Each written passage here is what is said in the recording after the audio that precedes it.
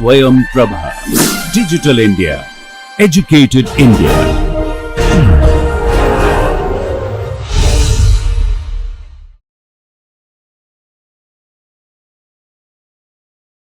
I am Dr. Rajiv Mishra, working as professor in the Department of Computer Science and Engineering at Indian Institute of Technology, Patna. The title of this lecture is Deep Reinforcement Learning and LSTM for Computation Offloading in Mobile Edge Computing, that is MEC.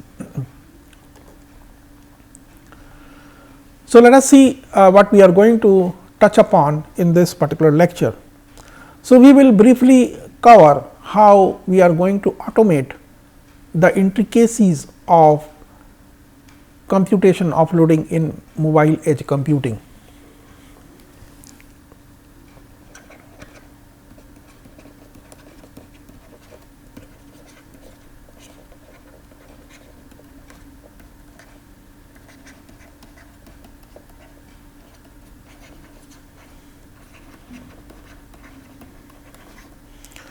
So, as you know that mobile edge computing is applying the principle of mobile edge computing in the mobile network.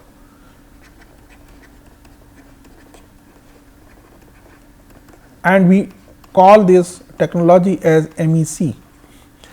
In MEC, the most important problem in the edge computing is the computation offloading. We have seen the computation offloading in the edge computing and computation offloading in a mobile edge computing to bring into the services without, that means ensuring the mobility and also preserving the various other factors, let us say latency, sensitivity in the applications and the energy efficiency and the cost optimization. All these things are now getting into one place and this is called mobile edge computing. So, we are going to see the importance of computation offloading, which brings into the concept or working principles of mobile edge computing. Now, further on, we not only have seen the mobile computation offloading, but how are we going to make it automate with the help of deep learning and the machine learning principles.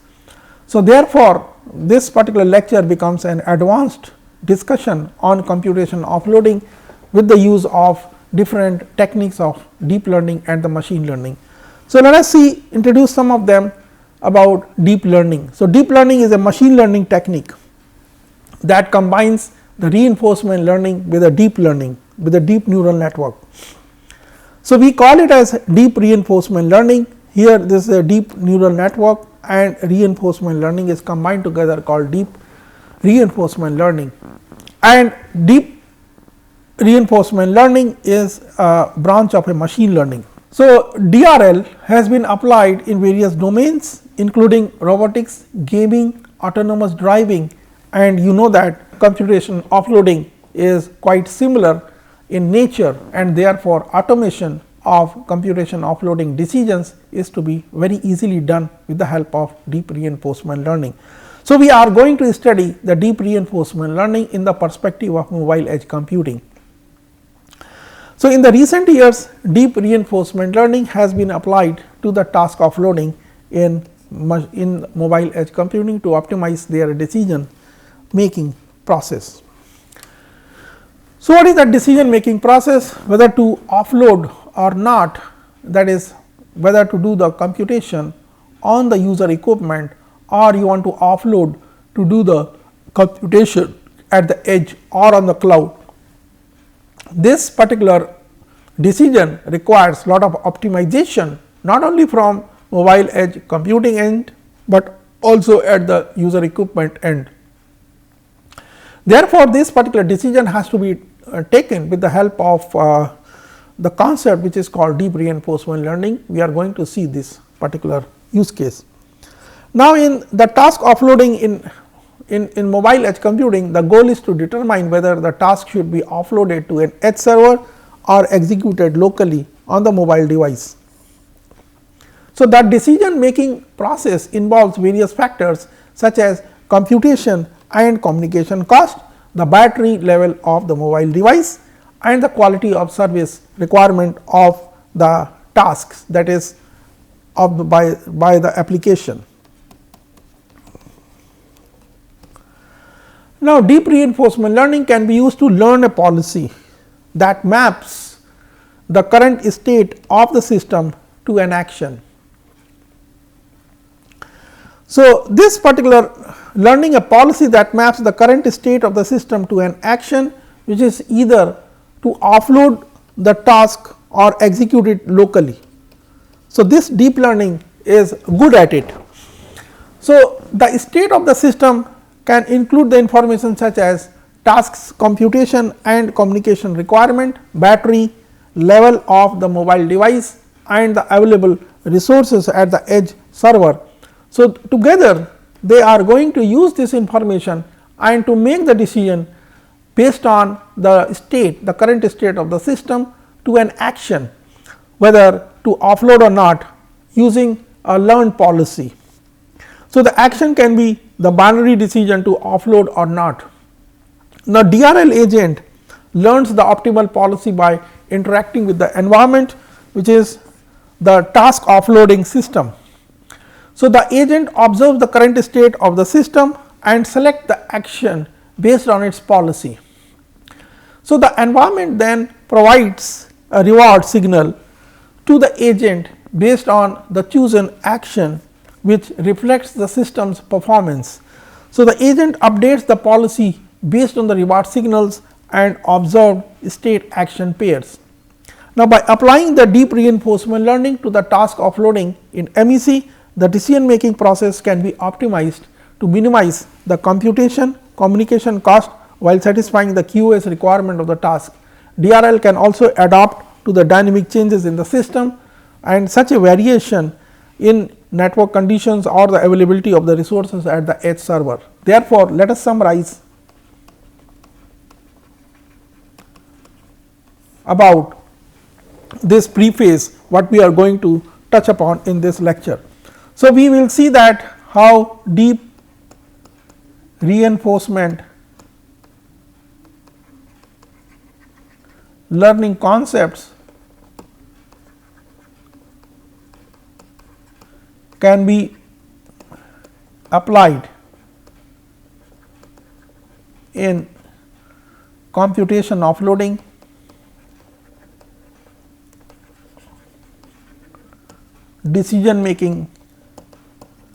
decision problem in mobile edge computing, considering various factors such as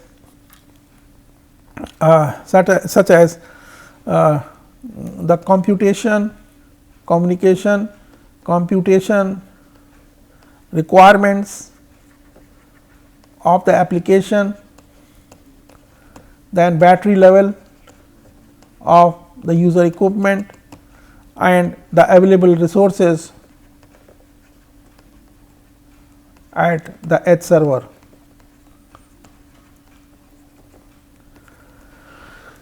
Now, applying this deep reinforcement learning, it will be a decision making process and this can be optimized to minimize the communication and communication cost while satisfying the QoS requirement and adapt to the changes such as the variation in the workload or availability of the resources at the edge center. So, this particular policy, the agent will update the policy based on reward function. So, we will see all that in this discussion. Let us review that offloading in mobile edge computing. So, offloading approaches applied in mobile edge computing are to transfer the resource demanding tasks to the nearby servers for enhancing the efficiency of the mobile application. Now, if it is designed and planned appropriately, the task offloading enhances the computation of efficiency of the mobile entities and result in the reduction of latency and the total consumed energy of the ecosystem. So, therefore, the decision on computation offloading may result into the local execution, full offloading, partial offloading. So, local execution means that whether to decide for offloading or not. So, let us say that whole computation can be performed locally and the offloading to MEC is not performed in one such decision. The other decision is the full offloading, where the computation is fully offloaded and processed by mobile edge server. Partial offloading says that the part of the computation will be processed locally while the rest is offloaded to the MEC. Therefore, the main objective of this particular discussion is focused on the full or partial offloading decisions making. It can be of following different types: to minimize an execution delay and to minimize the energy consumption at the user equipment while maintaining the delay constraints, and to provide the proper trade off between both energy consumption and the execution delay. So, what we are going to see here is that the offloading in mobile edge computing is nothing but dealing with the trade off between the energy consumption and execution delay.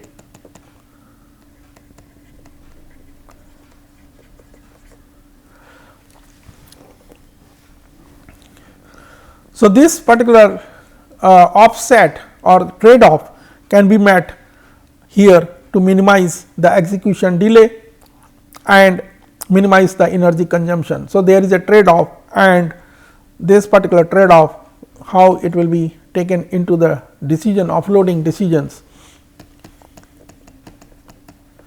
to offload or not, or partial offloading. So, these decisions has to be taken, and once the decision is taken, then we say that the offloading will make this particular environment easy and allows many applications to run. So, let us see the typical architecture of mobile edge computing. Here you can see that this is the edge, this is the cellular tower or the base station, and the base station will have, we assume that it is having the edge servers. So, these particular base stations, either they have the edge servers located close by or maybe a little distant, and here in this particular use case what we have seen is that this will form, the edge servers will form the edge cloud. So, this is called an edge cloud.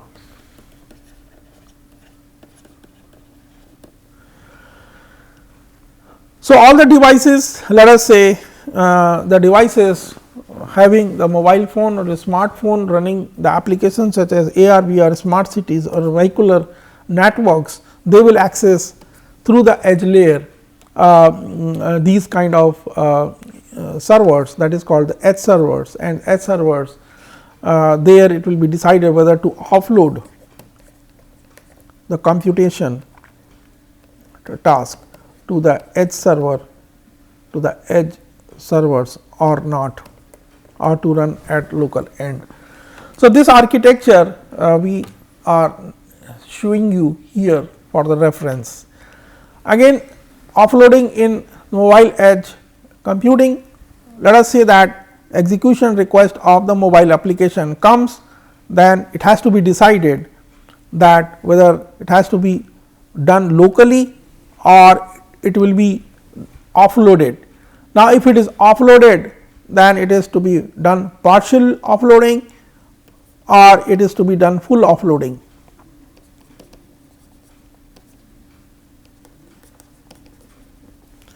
So, if it is to be done full offloading, then the entire unit or the entire task will be transferred. Now, these particular offloading, if it is decided, then they will put in the queue and it will be processed as per the rules. of offloading. Now, if it is to be done locally, it will put in a local queue and it will be executed in that particular user equipment. Let us see here through an example that a typical process flow of the mobile edge computing offloading is illustrated in this particular figure. Based on the proposed structure, the mobile application send their request of the offloading to the input queue.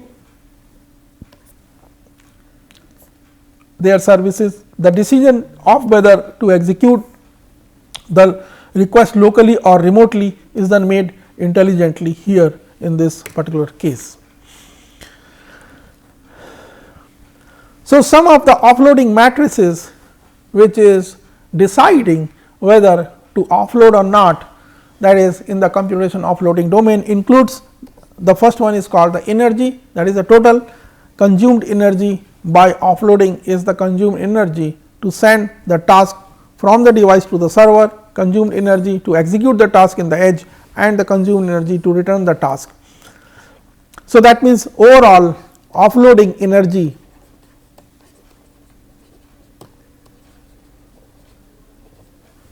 consumed is this one of the matrix, that is the energy consumed in the offloading.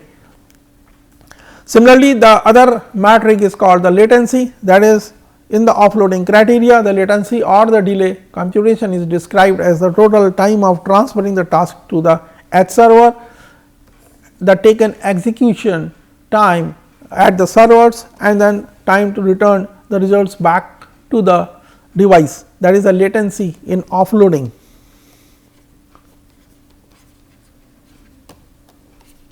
Offloading latency. Third one is called the response times. So, in MEC offloading as the quantity of the performance, response time is defined as the interval time between the offloading the task from local devices to the remote servers and receiving the suitable answer in the mentioned devices. So, the response time is defined as the total elapsed time between sending a request and receiving a suitable answer, that is called the response times. Another important metric here in offloading in MEC is about the cost. So, cost is referred to as the expense incurred by sending the task over the transmission medium, executing it on the server and receiving a suitable response by the source of the request. So, these expenses depend upon the placement of the task response and the demand. Since the consumed energy and latency are the key factors in calculating the total cost, making the trade off between these two useful metrics are of importance here. So, therefore, we have seen 4 different matrices, out of which there is a trade off between the consumed energy and the latency, and then we have to now see how the cost is going to be calculated depending upon that. So, let us see what are the challenges are there in task offloading.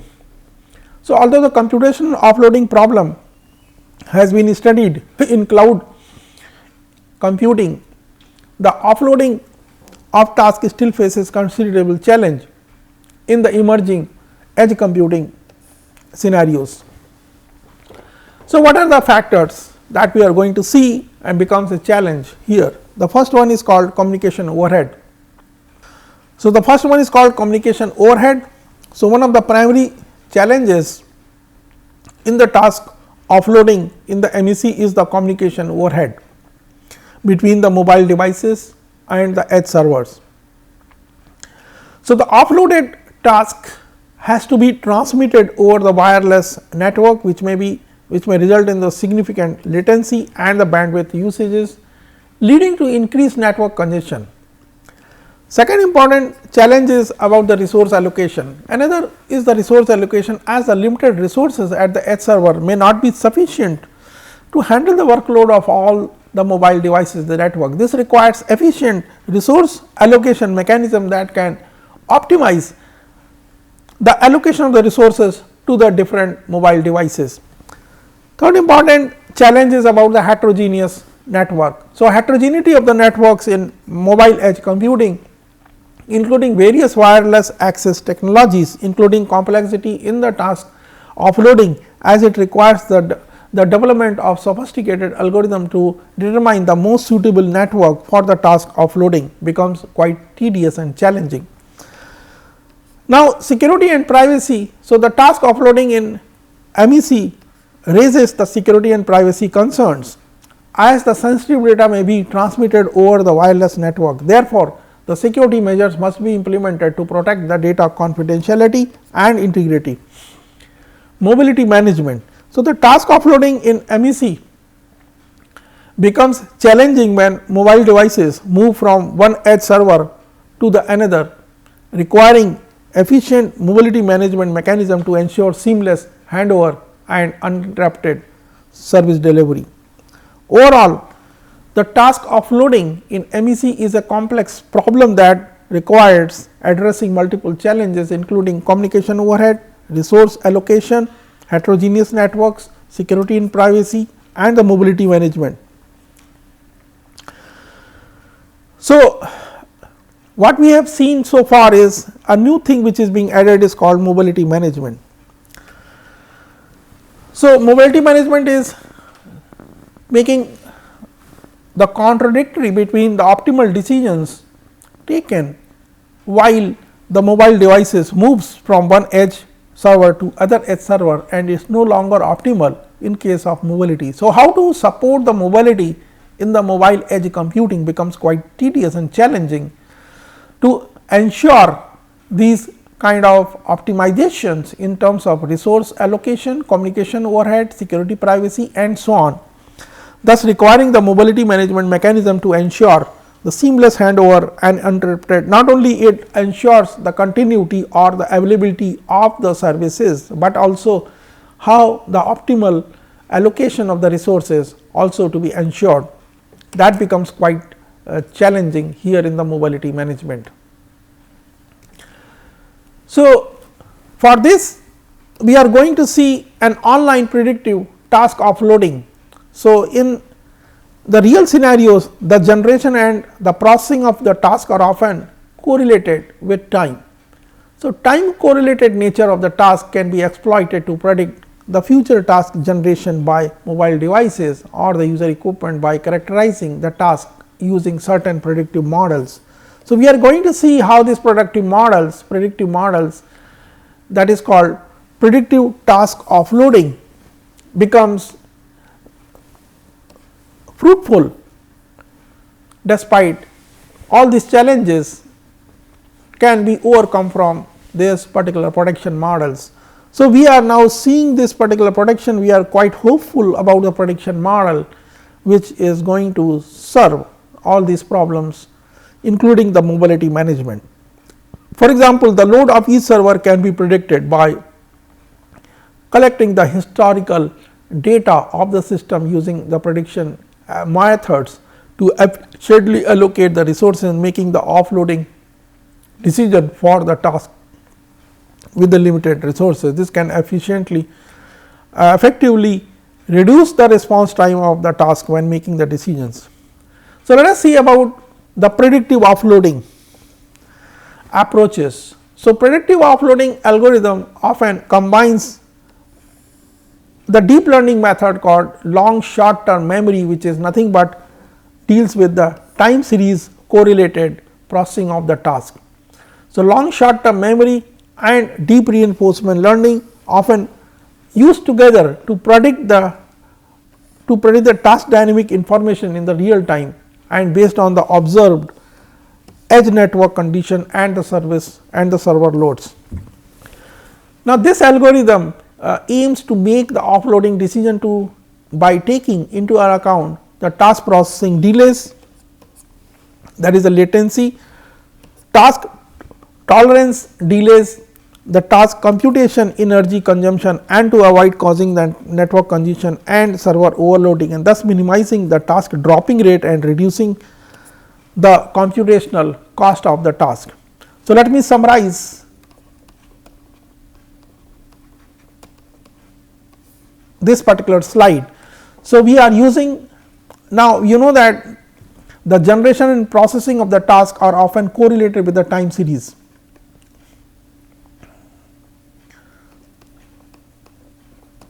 So, the tasks are correlated with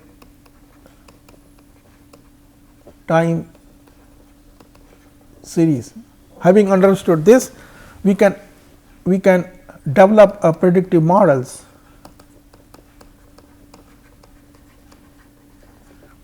for the task predictions.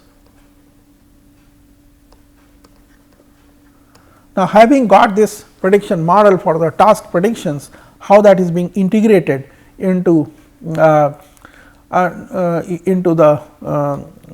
offloading algorithms. Now, you know that predicting models requires, let us say, long short term memory, LSTM models, and also the decision making can be done using the task prediction can be done using LSTM models, whereas the decision whether to offload, decision for offloading can be done using deep reinforcement learning.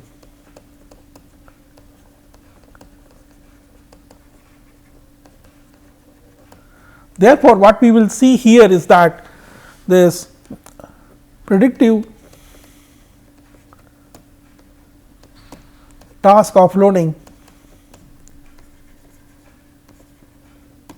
in MEC using LSTM and deep reinforcement learning in this particular lecture. So, before we go ahead understanding about the predictive offloading algorithms, let us see some of the preliminaries of long short term memory, which is used as the prediction model, predictive model of task predictions, and deep reinforcement learning to take the decisions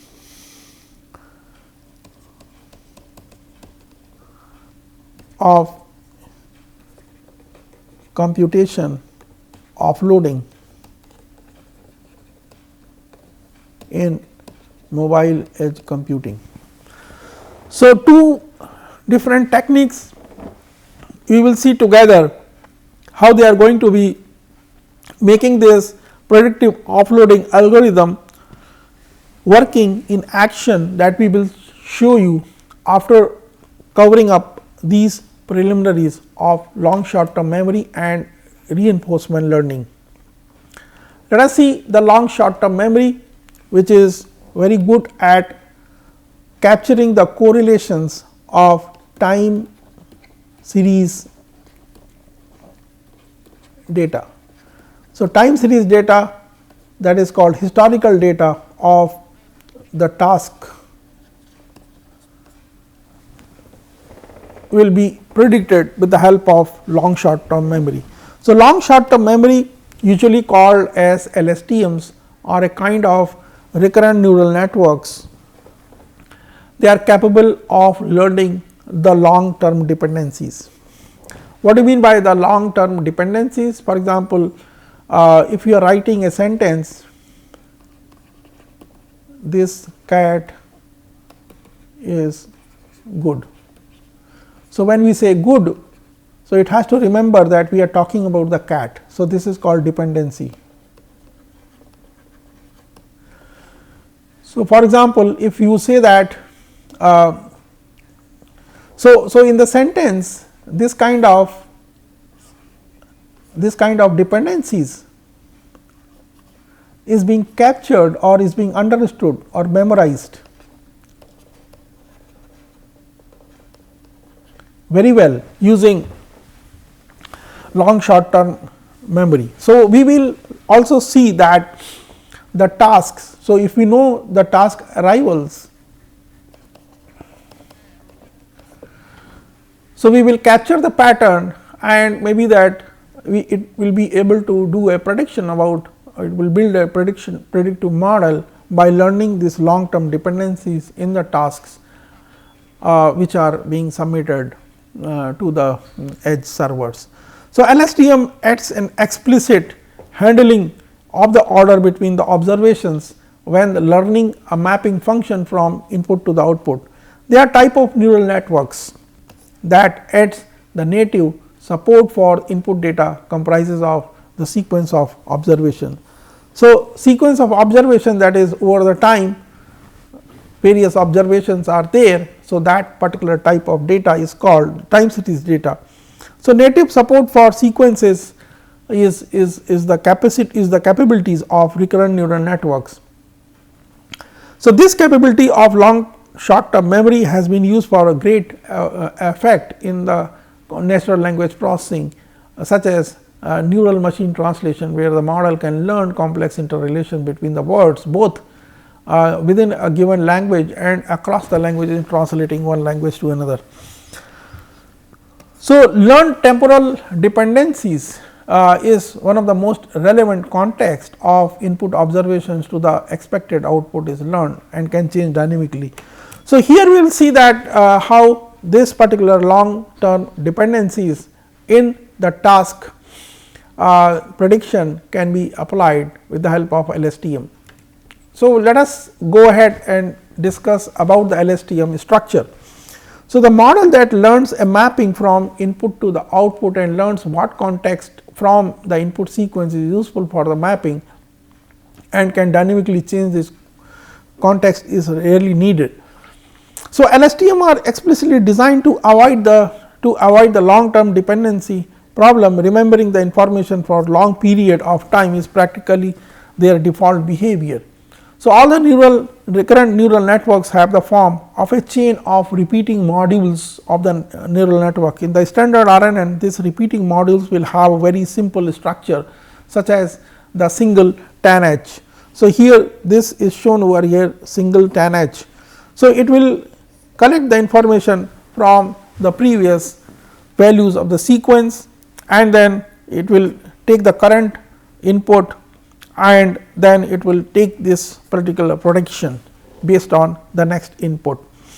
So, here this is the simple cell structure which is based on the tan x, and this particular structure is repeating again and again. So, that means if let us say we give a time series data at time let us say t 0 something is happening, t 1 something is happening and t 2 something is called time series data.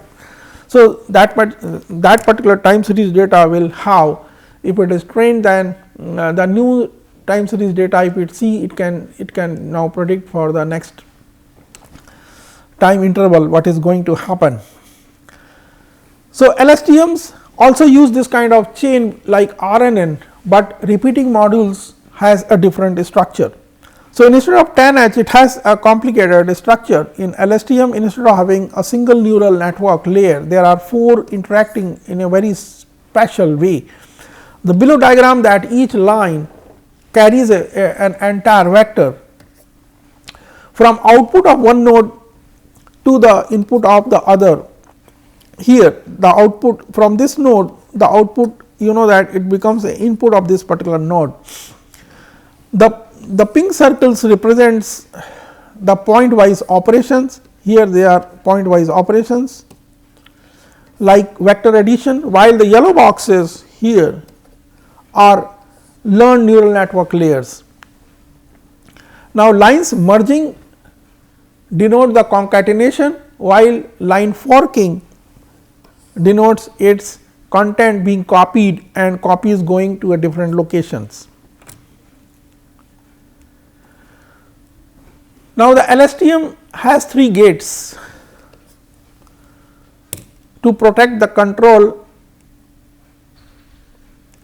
3 gates to protect and control the cell state. The first part is called the forget gate, the second part is known as the input gate, and the last one is called the output gate.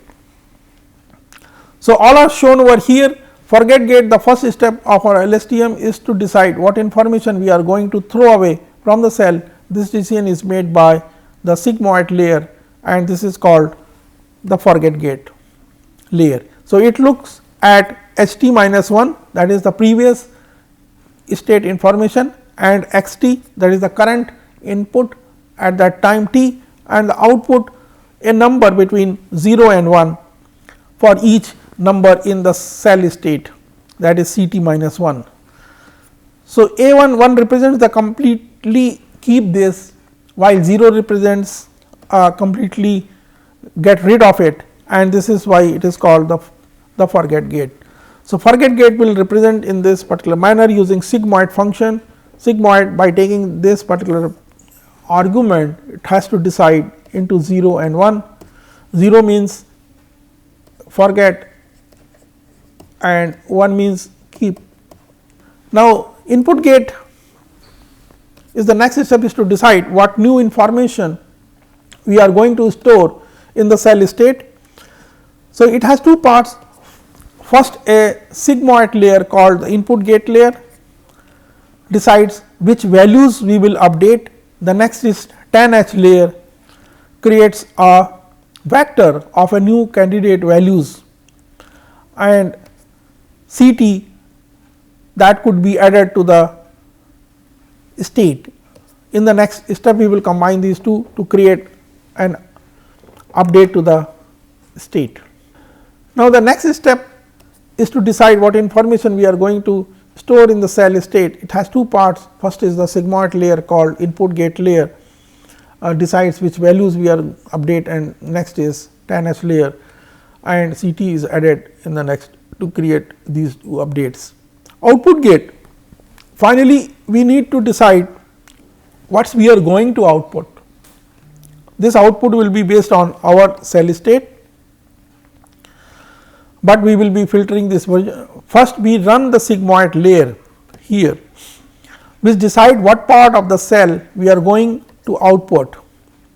Then we put the cell state through tan H to push the values between -1 and 1 and multiply it by the output of the sigmoid, so that we only output the part of we decided to. Now, let us come to the introduction of reinforcement learning. Reinforcement learning is one of the most recent and most popular approaches to be applied in the offloading problems in mobile edge computing. Deep reinforcement learning combines the concept of a classical reinforcement learning with a powerful artificial neural network for the function estimation.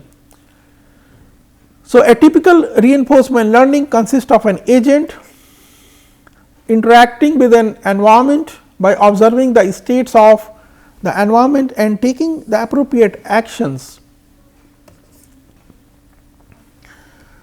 according to its policy.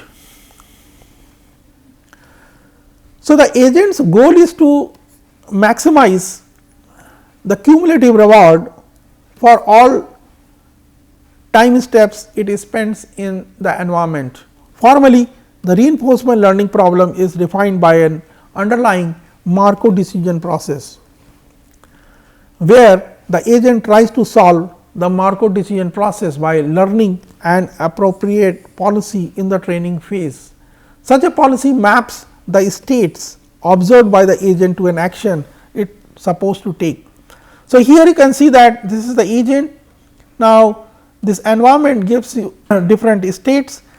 The agent applies the policy, based on that policy it takes an action, and the action then becomes rewarded. So, using a reward function. So, Markov decision process MDP in deep reinforcement learning. So, Markov decision process is a discrete time stochastic control process. It provides a mathematical framework for modeling decision making situations where the outcomes are partially random and partially under the control of the decision maker. So, Markov decision process are useful for studying optimization problems solved via dynamic programming and or reinforcement learning. So, let us see that Markov decision process formally we can define as a 5 tuple, where S is the set of valid states, A is the set of all valid actions, R is a set of reward function, that is R is equal to S cross A cross S. That means, given a state on an action, what will be the next state and what is the reward for that, taking that particular action. So, this is the reward function with R t is equal to R of S t, that is given a state, given an action, what will be the next state and what is the reward of it if giving this particular input. So, what will be the reward? So, this is called the reward function, where P becomes S cross A becomes P s is the transition probability function with probability of making the transition from given a state S on an action A becomes a new state S prime, being the probability of transition into the S prime state if you start with state S and take an action A. P 0 rho 0 is the starting state distribution. So, as the name suggests, Markov decision process refers to the fact that the system obeys Markov property, that is the transition only depend upon the most recent state and the action, and no prior history is needed in this particular formulation. Now, reinforcement learning, to talk more about especially what reinforcement learning does, we need to introduce additional terminology. They are state and observation, action spaces, policies, trajectories, different formulation of return, reinforcement learning optimization and the value functions. So, states and observations. A state is a complete description of the state of the world. There is no information about the world which is hidden from the state. An observation O is partial description of the state which may omit the information. In deep reinforcement learning, we almost always represent the state and observation by a real valued vector matrix or a high order tensor. For instance, the visual observation could be represented by an RGB matrix, its pixel values. A state of a robot may be represented by a joint angle and velocities. So, when the agent is able to observe the complete state of the environment, we say that the environment is fully observed. When the agent can only see partial observation, we say that the environment is partially observed. Now, action spaces. Different environment allow different kind of actions. So, the set of all valid actions in a given environment is called the action space. So, some environment like Atari and Go, different games have discrete action spaces where only finite number of moves are available to the agent. Other environment like agent control, a robot in a physical world have a continuous action spaces. In continuous action spaces, actions are real valued vector. So, this distinction has some quite profound consequences for the methods in deep reinforcement learning. Some families of the algorithm can only be directly applied to one case and would have substantially reworked for the other. So, policies. A policy is a rule based used by an agent to decide what action to take. It can be deterministic, in which case it usually denoted by this particular symbol mu. So, action. So, policy on a particular state, or it may be a stochastic in case usually defined by the pi. So, because the policy is essentially the agent's brain, it is not uncommon to substitute the word policy for the agent, saying that the policy is trying to maximize the reward.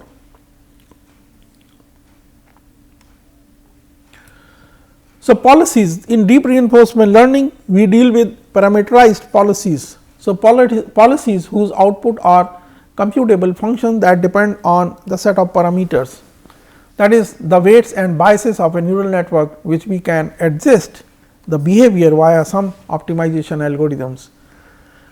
We often denote the parameters of such a policy by theta or phi and then write this subscript on the policy symbol to highlight the connection. So, here you can see that this is the policy. Now, trajectories. So, trajectory tau is a sequence of states and action in the world. So, that is called the trajectories. So, that is the state and an action, state and an action, this is together is called the trajectories.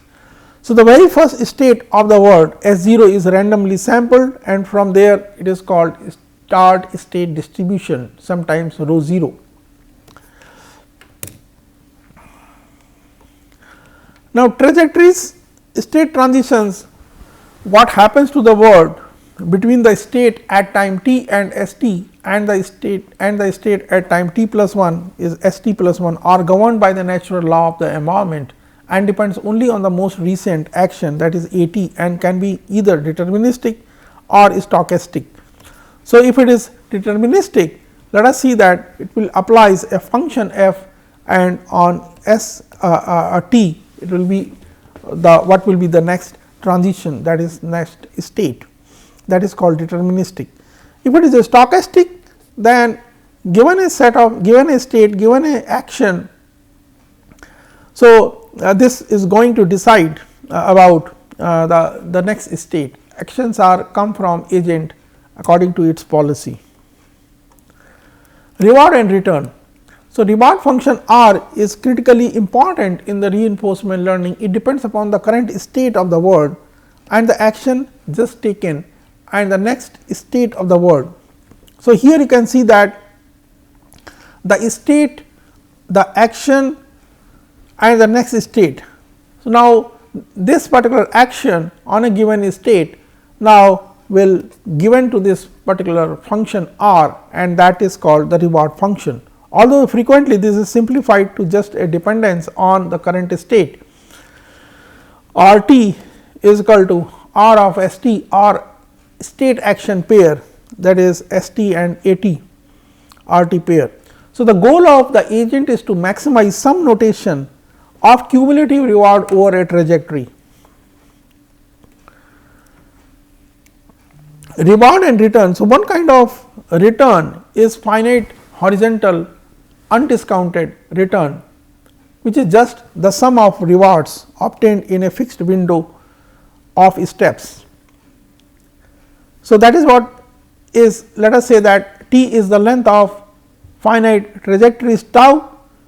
So, that means the reward over all this particular window will become this r of tau. So, another kind of infinite horizon discounted return, which is the sum of all the rewards ever obtained by the agent, but discounted by how far off in the future they are obtained. This formulation of reward includes the discount factor gamma, that is between 0 and 1. So, discount factor is used in case of infinite trajectories. So, why we want a discount factor, though? Do not we just want to get all the rewards? We do, but the discount factor is both intuitively appealing and mathematically convenient. So, on an intuitive level, cash now is better than cash later. So, this particular factor is being captured here in the discount factor. So, mathematically an infinite horizon sum of rewards may not converge to a finite value, and it is hard to deal with the equations, but in the discount factor under a reasonable condition the infinite sum converges. Now, let us see about the reinforcement learning. So, the reinforcement learning problem. So, whenever the choice of return measure, that is whether infinite horizon discounted or finite horizon undiscounted, and whatever the choice of the policy, the goal of reinforcement learning is to select a policy which maximizes the return. Now, when the agent acts according to it, to talk about expected return, we first have to talk about the probability distribution over the trajectories. So, let us suppose that both the environment transitions and the policy are stochastic. In this case, the probability of t step trajectory is mentioned over here. It depends upon the state transition probability that you see given a state, given an action, what will be the next state, and this state transition and the probability of it. Now, the next thing is the probability of taking the action, that is mentioned over here, and the probability of the trajectory, and that is mentioned in this particular environment T step trajectory problem. Now, reinforcement problem here, the expected return is denoted by J pi is then expected return, which is obtained by following the policy pi, is shown over here. Now, central optimization problem in reinforcement learning can be expressed here as an argmax on a particular policy, the policy that maximizes the expected return, and that particular policy which maximizes the return is being chosen out of argmax function. So, pi star is an optimal policy. Now, we will go for more descriptions of the terminologies in reinforcement learning. Value function, it is often useful to know the value of a state or a state action pair. So, by value we mean that the expected return if you start in that state or state action pair and then act according to the particular policy. So, value functions are used one way or the another in almost every reinforcement learning algorithm. So, there are 4 different functions of note here. So, on policy value function, on policy value function, value action function, on policy action value function, optimal value function, and then optimal action value function.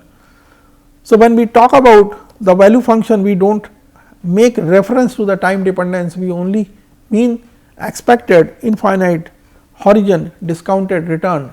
So, value functions for finite horizon undiscounted return would need to accept time as an argument. So, can you think about why? The hint is what happens when time's up. So, the agent answer is that agent cannot collect any reward immaterial of the state, that is in expected reward for the state becomes is 0. So, optimal Q function and optimal action. There is an important connection between optimal action value function Q star, that is S A, and the action selected by an optimal policy. By definition, Q star S A gives expected return for starting in a state S, taking arbitrary action A and then acting according to the optimal policy forever after. So, optimal policy in S will select whenever action maximizes the expected return from starting in S. As a result, if we have Q star, we can directly obtain the optimal action, that is A star, via this argmax function. Note that there may be a multiple actions which maximizes Q star S A, in which case all of them are optimal, and the optimal policy may randomly select any of them, but there is always an optimal policy which deterministically selects an action. Now, let us see the Bellman's equation. All 4 of the value functions discussed previously obey a special self consistency equation, that is called Bellman equation. The basic idea behind the Bellman equation is this: the value of your starting state is the reward you expect to get from there plus the value of the state you land next. So, Bellman equation for an on policy value are as follows here. So, Bellman equation for the optimal value functions are shown over here. So, this crucial difference between the Bellman's equation for on policy value function and optimal value function is the absence of the presence of max over action. This its inclusion reflect the fact that whenever the agent gets to choose its action in order to act optimally, it has to pick whatever action lead to the highest value.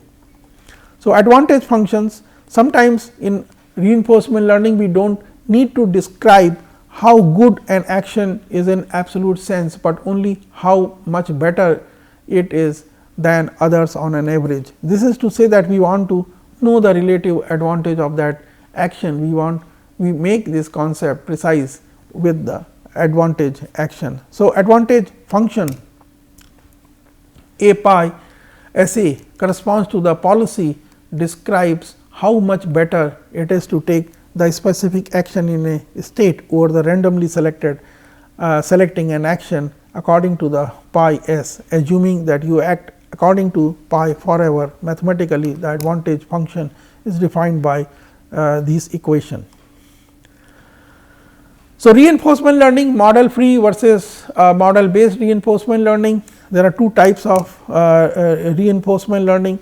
So, in a model based reinforcement learning, so the agent tries to learn a model of the environment, that is a function which predicts the state transitions and the rewards. The main upside to having the model is that it allows the agent to plan by thinking ahead, seeing what would happen for a range of possible choices and explicitly deciding between its options. Agents can still distill the result from planning ahead into the learned policy, and particularly famous examples are AlphaGo. Model free, here the agent tries to learn only the policies to take the action based on its current state. Usually the learning policies are much easier than learning the whole model of the environment. Model free are hence easy to implement and tune. The model free methods are more popular than have more extensively developed and tested than the model based approaches. Examples are Q learning and actor critic network or model free reinforcement learning. Now, what to learn in reinforcement learning is critical branching point in choice of reinforcement learning is the question what to learn. Policies, stochastic, deterministic, action value functions, Q functions, value functions, V functions and environment models, that is model based. So, let us see about the Q learning, that is DQN. So, it has the Q value function, it has the Q learning over it, and this particular things is explained here using deep Q learning. So, with this let us conclude this particular lecture. Thank you.